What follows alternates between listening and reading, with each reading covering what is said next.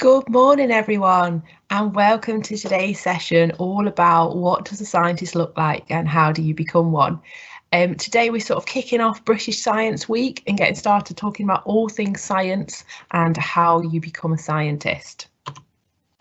So today, first off, welcome to the session. My name's Laura. I work for High Horizons, one of their coordinators at the Keele Hub. I'm otherwise known as Dr. Laura, and I'm today's resident scientist.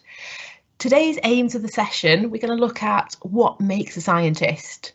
How do you become a scientist? And when you are a scientist, where can science take you? So the first thing I want you to think about is if you had to draw a scientist, what would they look like? So I'm going to give you just a couple of minutes to potentially chat to the person next to you, sketch down something if you've got a bit of scrap paper about if you were going to draw a scientist, what would they look like?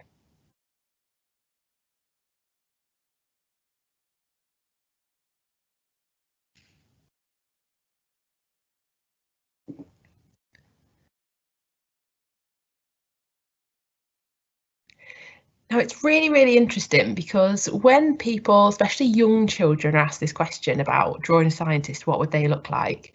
The first thing people tend to do is draw quite an old man with white hair, looks a bit like Einstein, potentially with some sort of potions in front of them. And that's how they sort of perceive a scientist to be. Whereas actually, in fact, scientists come in all shapes and sizes. Men, women, adults, children, anybody can be a scientist. And you'll probably, when you're out and about on the street, you probably see loads of scientists without realising it. They don't all walk around in their white coats with crazy white hair holding potions. So all of us can become a scientist. Now, if we're going to talk about me, I just want to tell you a bit about me and how I got into science, how I became a scientist. So first thing I did my A-levels in biology, chemistry and maths. I also did an AS level, so half an A-level in geography. There are other routes into science. You don't just have to take A-levels.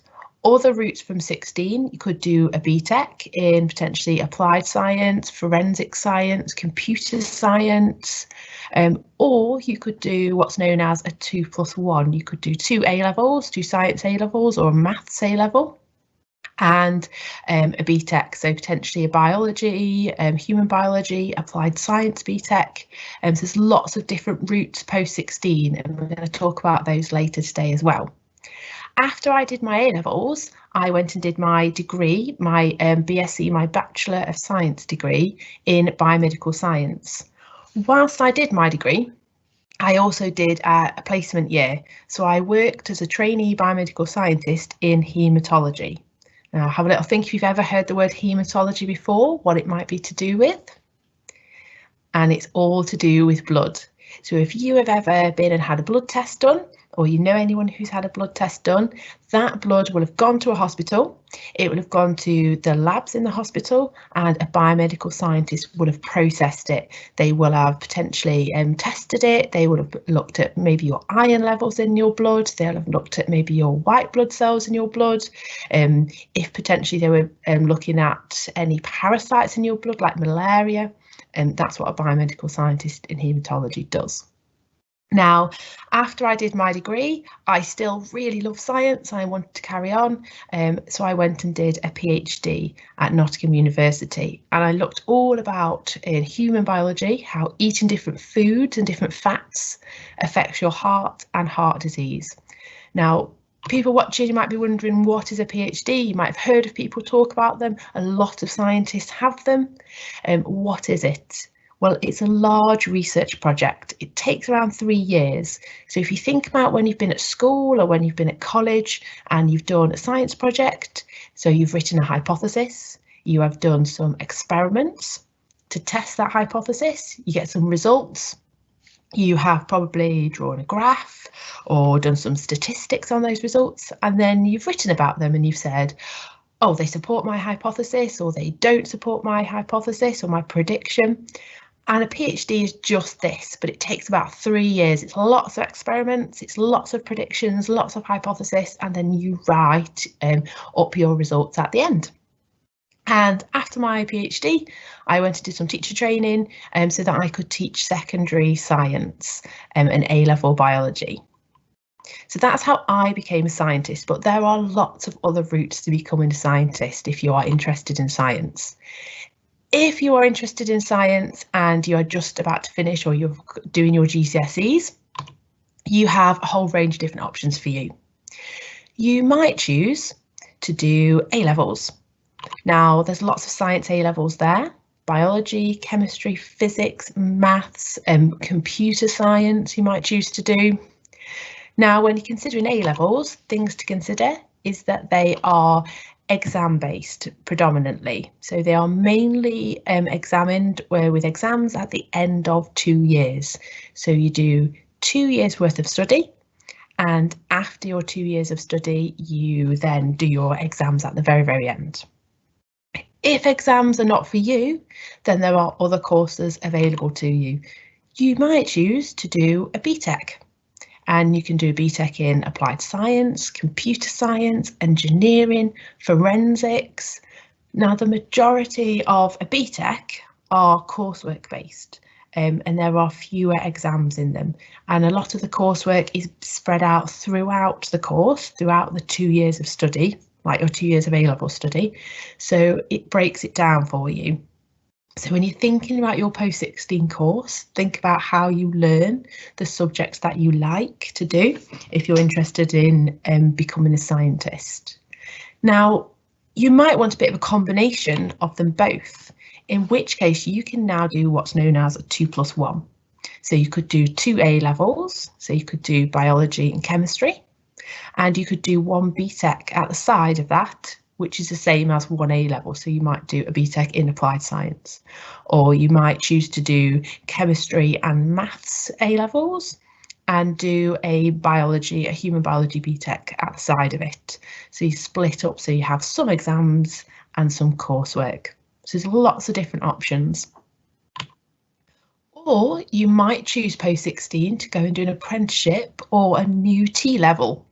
These can be done in healthcare science or science in general, and they are coursework and on-the-job assessments. So an apprenticeship, you get paid to do an apprenticeship, you go to work, and you will tend to go to work for about 80% of your time. And the other 20%, you'll go to college and you'll do sort of some of the theory and assessments at college, and you'll have on-the-job assessments as well. If you do a T-level, sort of the opposite way around in the apprenticeship, you would do about 80% of your time at college and about 20% of time on the job training to do whatever career that it is that you're going into. So there's a whole range of different things post-16, whether it be A-levels, BTECs, apprenticeships or T-levels to get into being a scientist. Please put, if you have any questions throughout this talk, please put them into the question and answer section. Kieran's my producer today, and he will either ask them throughout the session or we'll have some questions at the end as well. So you've chosen, if you go back, if you think about your post-16 courses, then you may have gone and done a BTEC in applied science. You might be thinking now, oh, I really love science, I've really enjoyed this, and now I want to go on and do it post-18. So I want to go to university, I want to do an apprenticeship or degree apprenticeship to become a scientist. So you can go and study at university, a bachelor's degree in science or science-related subject. And they're often known as a BSc, a Bachelor of Science, and they take up between 3 and 4 years. After your bachelor's degree, you might choose and go and do a master's degree, often takes around a year, 2 years, and you can do any of these options full or part-time. So, and in a little minute, we're going to talk about some of the range of courses that are available to you, because once you go and look at university, science is certainly not just biology, chemistry, physics and maths. If you're not interested in going sort of straight to university or going to university full or part-time as the sort of your full-time course, you might choose to go and do a science apprenticeship, a higher apprenticeship, or a degree apprenticeship. And this again is where you are going to work, you are earning a salary, you're getting paid, you're learning on the job in that chosen career that you're interested in. The degree that I did in biomedical science, that now at certain institutions is offered as a higher and degree apprenticeship. So you can do a lot of your learning, a lot of your training on the job, and you will then go and do 1 or 2 days a week at university alongside that. So it's a really good way to study and earn at the same time. So post 18 then, lots of options available to you in terms of when you go to university, full part-time study, studying through an apprenticeship route. Now, here's where it gets really, really interesting and really, really exciting if you're thinking of becoming a scientist. Because when you're at school and you're doing your GCSEs, science is often split up into biology, chemistry and physics. When you go and do your A-levels, you've got biology, chemistry, physics and maths as a choice. You might have human biology potentially, and the computer science as well, IT, but they're not broken down any more than that. However, when you go to university, there are a whole range of courses available to you. For instance, if you're interested in biology, you might not want to go and study just pure biology, because that will have a bit of everything in. It will have human biology, plants, animals, sort of ecosystems, habitats, a whole range of ecology, a whole range of stuff. Whereas you might be interested in one specific part of biology. And if you are, you can go and study that in great depth at university. So you might be interested in marine biology. You might be really interested in the sea, in potentially, I know a lot of people are interested in sharks or the deep sea, like hunting for giant squid. So you might want to go and study marine biology. And that's often run at universities on the coast by the beach. You might be interested in diving and want to do some of that alongside your course. You might be interested in zoology, so other animals, a whole range of animals. You might be interested in going into actually sort of more exotic animals. Ecology, that's the study of sort of plants and sort of plants in the environment and habitats. Pure plant science. So as me, I'm a human biologist, whereas a lot of biologists, they like plant sciences, all interested in, a big thing now people are interested in is growing different plants that help to purify the air, that help to take toxins out of the air, and then they can put them in offices and potentially hospitals to make the air that in people's work environments or in hospitals better and cleaner. Food science. Food science is really interesting. It's also a really growing industry. It's a brilliant employer as well if you've got a food sciences degree. Food science is all about basically the foods that we eat, how they taste when people eat them, why people like them for certain reasons. When I was at university, I went to a talk by the people who invented the Knorr stock cube. Suddenly, if you ever use stock cubes, they used to come as like little powdery cubes, and then they invented the Knorr stock cube that was like a liquidy gel stock cube, and sort of that changed the sort of like the stock cube market. So food science is really interesting if you're interested in sort of diets and health and why people eat certain foods that they do. Brewing science, this is often offered at a range of universities, and it's all to do with beer making and brewing. You can go and look at, you can do wine making courses and degrees. So there's a lot available in a whole range of different subjects. You might be interested in the tiny sort of atomic level biology. So we're looking down at the molecular level, really. DNA, you might be interested in how DNA replicates, how DNA affects our cells and our growth, what happens when our DNA replication goes wrong. That's something like molecular biology.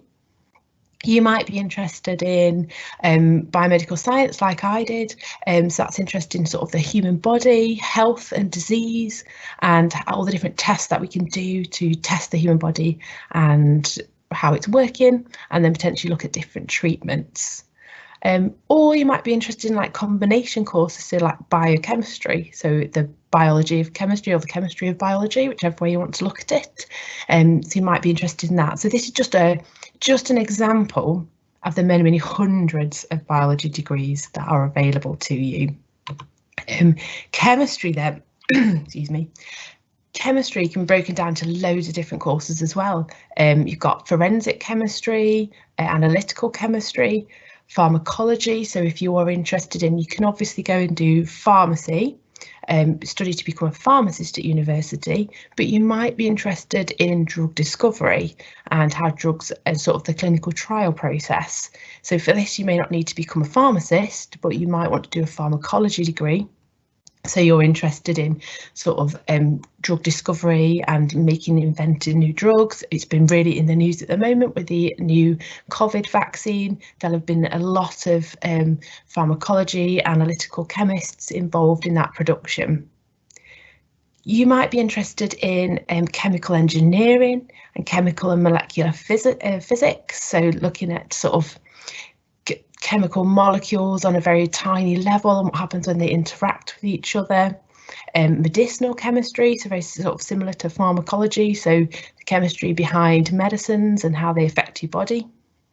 You might be interested in environmental chemistry. So this is all to do with the environment, often to do with things like the weather, sort of rocks, erosion. So there's a whole host of chemistry degrees that you can go on and study. Hi, Laura. Hi, we just had a little question come in now. Yeah. I know this isn't kind of the area you went into yourself, and you just spoke a little bit about pharmacology and how important it is in modern times. But we did have a question regarding kind of, are you a scientist that makes the vaccine? Now, like I said, you talked a little bit about pharmacology, but are there other types of scientists and other kind of areas of expertise that will be involved in that vaccine making process? Yeah, there'll be absolutely loads of different scientists involved in the vaccine making process, and particularly in terms of analytical chemistry, pharmacology and medicinal chemistry. There will also be biologists involved in that process as well, in terms of the drug discovery, to look at how that, there'll be toxicologists involved in that as well. So people who've done potentially a toxicology degree or who've gone into toxicology research, and that they're interested in sort of when drugs become toxic and the toxic level of a drug, because all drugs have a dosage, and if you take more than that recommended dose, then it becomes toxic. So toxicologists will be involved in that as well, to look at the volume and the amount of the drug.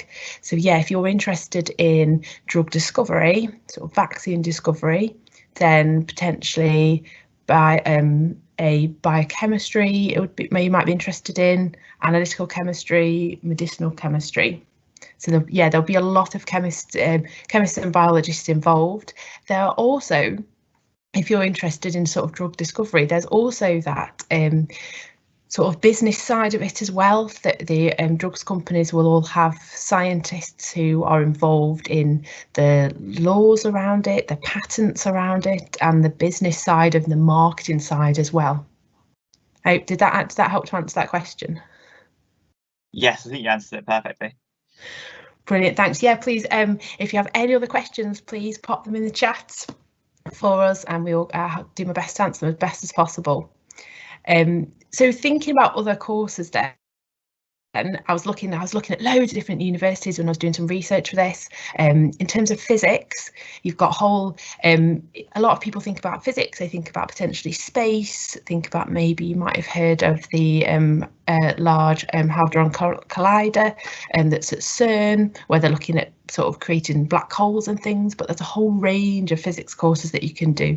A lot of people don't think that there are actually a lot of physicists in the hospital, in terms of medical physicists. physicists, because if you've ever had an X-ray, or if you've ever had an MRI scan, or if you've ever had a blood transfusion where your blood might have been irradiated within hospitals, there are a lot of medical physicists, because they are involved in anything where there's radiation or where X-rays are involved. You might be interested in nuclear physics, where you might be interested in sort of submarines, in nuclear submarines, in terms of nuclear weapons as such. Physicists are all involved in that. Very interestingly, I saw a course, a degree in physics and philosophy that I put on there, so that's sort of linking actual scientific physics with people's thoughts and beliefs and mindsets. And mathematics, lots of you sort of, when you're thinking about maths, you might think, oh, I just sort of do fractions and trigonometry and adding and subtracting. How can that be? How can you sort of, what sort of jobs can you do with that? But maths is involved in a whole range of jobs in terms of a lot of engineering and civil engineering. So if you're interested in building large structures, if you're interested in sort of planning and project managing, architecture, maths is involved in that, especially if you are planning, if you're planning a large building, you've got to think about the different steel work that might need to go into that, and the strains and the stresses on those steel works. You're going to need a mathematician involved in that. Financial mathematics, you might be interested in, you can become a forensic accountant using maths, where you might work for the police, and it might be a case of if there has been money laundering has happened, you might be involved to find out where that money has moved from, where it's gone to. Engineering and manufacturing involves maths as well, and product design. Now, this is just a range. I mean, it feels like a long list, but this is actually a really small list of the amount of different ways that you can become a scientist, and the vast sort of subjects that are involved in science. And I haven't even touched upon here really computer science. So things like coding, cybersecurity is really, really important at the moment. So if you're interested in sort of maths, computer science, you might be interested in doing something at university like cybersecurity, and looking at sort of hacking and protecting companies from hackers. And there's a whole range of engineering courses as well if you're interested in building, architecture, structure design, that all rely on scientists involved in the process. So now let's think about when you become a scientist and working as a scientist. And we used a tool that we use called the Pay Index, where scientists, mathematicians, statisticians have taken lots and lots of data from people who've completed courses, university courses, and they've looked at their salaries and how much they get paid after completing their courses. Now, in the UK, the average salary in 2019 was £24,897, so just under £25,000.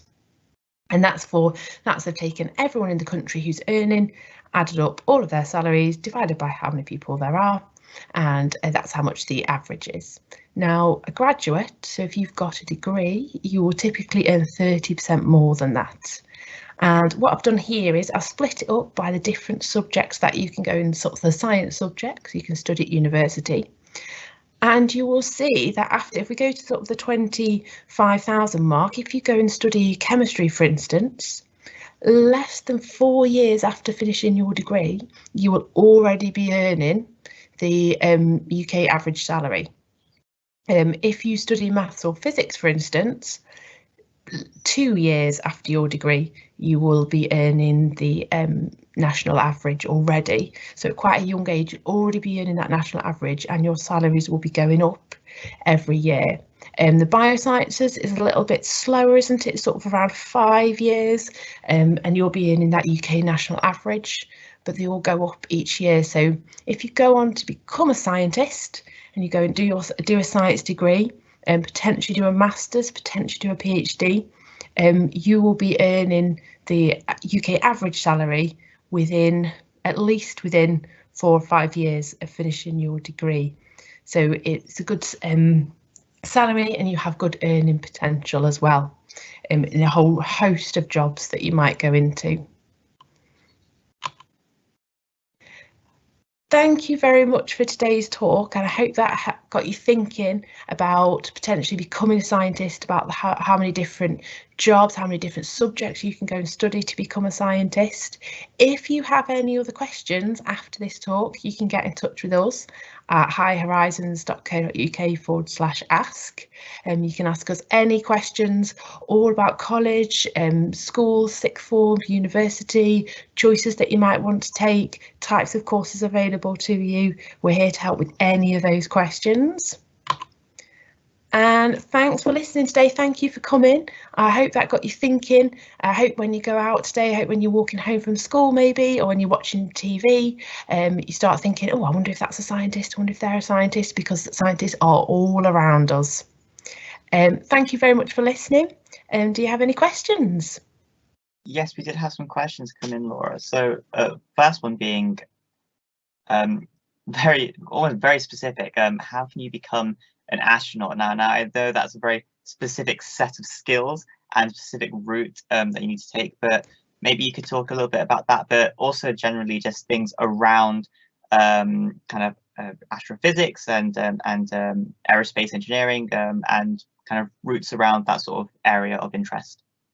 Yeah, so if you are interested in being a astronaut, then going to space, I would say you want to be thinking about studying sort of physics, maths, potentially A level, or yeah, probably A levels, and then you'll be looking at maybe a astrophysics university course, or potentially an engineering university course. I think it's important with something like astronauts is then that you are engaging outside of your studies. So you're doing your own research. I know if you follow Tim Peake, who's our British astronaut, he's very big on social media, and he's always posted about sort of opportunities to do work experience, to do online sort of courses, online learning as well, and to find out a little bit more about that. And I think it's about getting as much experience in that area as possible. And speaking to people in that area and finding out how they got into it, because there's quite a few different routes that you can do. There's obviously, like you said, there's also aerospace engineering, so you might be interested in becoming an engineer who's interested in working on spacecraft, or potentially and then you may be an engineer, and then you may become an astronaut because you can go and mend a problem on the International Space Station, for instance. Perfect. We've also had we had another question that's just come in saying, I enjoy science, but I don't get the best grades in it. Can I still be a scientist? Definitely. The most important thing is that you enjoy it. And if it's something that you enjoy, you're going to try as hard as you can at. And as long as you're trying your best, that's all you can do. So definitely, if science is something that you enjoy, keep doing it. Pick the courses that are going to work for you. So I think it's important to be honest with yourself and say, oh, well, maybe I really like science, but I don't do as well in my science exams. So in that case, you could potentially look at doing a BTEC or an apprenticeship, a course that has less exam based. Is less exam based, but it means that you can still study the subject that you love. So science is definitely open to everybody. So please don't feel that science isn't for you. If it's something that you enjoy, you should definitely continue to pursue it. But definitely think about the course and whether the course is going to work for you, and get as much advice as you can, because it might be a case of sometimes a lot of degrees have what they call a foundation year. So it's a year that if you didn't quite get the grades at A level or the BTEC grades, or you need a little bit more support in that subject to build you up, you might go and do a foundation year first before you start the degree course. So there are a lot of options available to you. If you love science, go for it. Brilliant. We've also had someone ask, is science fun at A level? Now, I know you did the teaching around this, Laura, so maybe you can tell us kind of, you know, is it all work, no play? How is science like at A levels? Science is, well, I love science. I'll always tell you science is super fun all of the time. But I will not lie to you, science is tough at A levels. A-level biology, I know, is one of the hardest A levels that you can do. Chemistry is the hardest A level that you can do, apparently. That doesn't mean it's impossible. You need to think about the subjects that you're doing, and are you learning, are the skills going to be transferable between them? Often if you're doing several sciences at A level, you'll find that the skills that you're learning in one subject are transferable and can be used in another subject, which makes it feel more familiar to you. And it's like anything really, if you're willing to put the work in, the effort in, then you'll be rewarded for that. I think it's something that you need to keep going with. You need to do your outside reading, you need to make sure you're going over your lesson work and practice past paper questions as well, so you sort of get to know what the examiner's asking from you. Obviously, if you're doing a science BTEC, it's all about keeping on top of your coursework. But if we're talking about A levels specifically, they are tough, but they are not impossible. And it's about continually to ask questions. So if you're unsure about something in your lesson, ask about it then. Ask the people around you, ask your teacher, or go away and have a read over your notes yourself, but then come back and say, do you know what, I didn't quite understand that. Please, can you go over it again? And it's just, there's some themes that run through science A levels. I know through biology you've sort of got enzymes as a theme that runs through it, so make sure at the very start you get to grips with those, and then you can always talk about them. So they are tough, but they are not impossible. And we've had one more that has just come in, and it's just asking, fairly simple question: can I do chemistry at university if I didn't do it at A level? Oh, I would say potentially, but you might be slightly more limited in the places that you can go and study it, and it might be a case that in a lot of cases that you do a foundation year. So the courses might say if you don't have chemistry A level, you can do a foundation year. What that's going to depend on is your other courses, your other potential A levels or BTECs that you've done instead of chemistry, and the specific chemistry course that you are looking to do. My advice would always be to go to, say, the UCAS website, or go to the university. If you've got a university in mind that you want to go and study at, go to their website. It's quite easy to find. You can go and find the course you're interested in, look at admissions and entry requirements, and then from there you can either ask them more questions, send them a message, or it will have the answer there for you. So as much as I would say, I think there will definitely be some courses available to you, chemistry-based courses, if you've not done chemistry A level, but there may not be as many, and it maybe you have to do a foundation year. It's actually one of the most interesting things is you actually, if you're interested in medicine, you actually don't need a biology A level to do medicine. You actually need a chemistry A level, which is one that people don't know. But my advice would be go to UCAS, go to university websites and look at those entrance requirements and get in touch with them and say, I don't have this A level, is there any other options for me? And it might be a foundation year first. Brilliant. I think that is all the questions answered. That's brilliant. Thank you, everybody. Thank you for listening, and I really hope that sort of inspired you, got you thinking about all those whole range of different science degrees available to you. I was really excited, actually. I did find one place that does a science degree all about invertebrates and amphibians and snakes, and you become a snake handler on your degree and everything. And so there's a whole range of exciting science degrees out there. So go and explore, and get in touch with us when you go and do your really exciting science degree, and let us know what it's like.